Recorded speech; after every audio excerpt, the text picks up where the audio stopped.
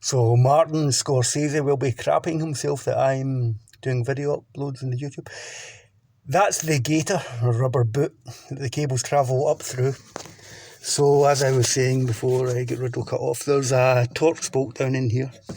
A couple hold this metal plate down over the gator. I had to cut the gator to get the cable through. I think if you were replacing the lot of it, it would come as one unit.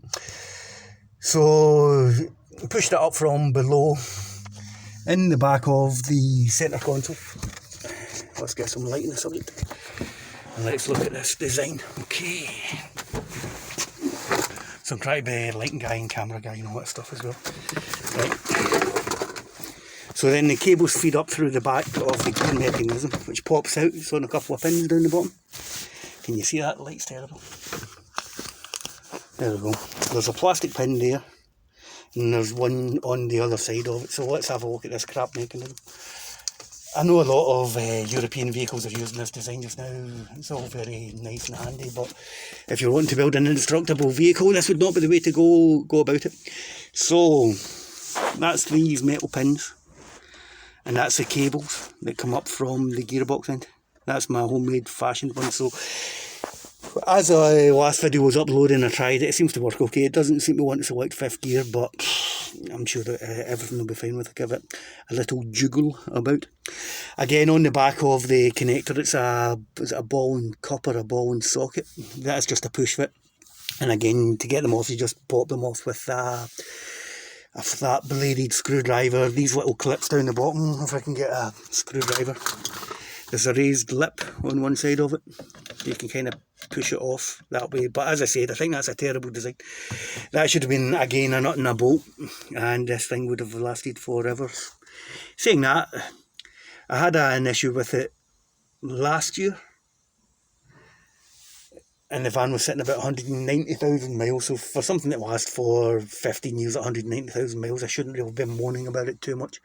However, Stevie that got this van off of, he had the same fault. So if you were trying to bulletproof an old T1N, let's call this a service item, and try repairing it maybe every 100, 150,000 miles, then you wouldn't have this issue. I would not drive into Europe with a homemade clip down here. All I wanted to do today was make sure I could drive the van in and out the workshop. It's been disabled since Saturday, which isn't very good for anybody else.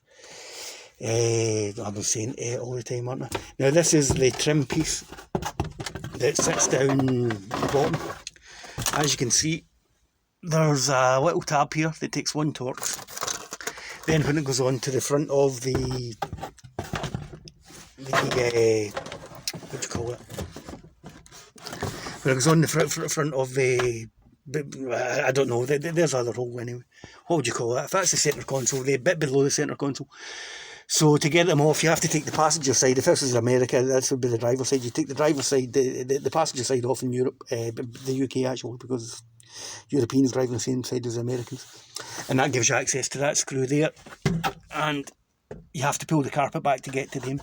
There's a couple of Torx holding the metal plate and the gator that the cables go through. So this is an instructional video. The first time I tried to take that cable out, we dismantled the entire dashboard and it took me maybe 6 or 7 hours. There's a learning curve in everything you do.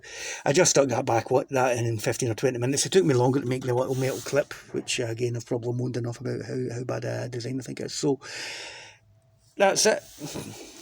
So that now goes back into the two plastic bits at the bottom. And I'll have to do that with 2 hands. And you just bolt it back up. So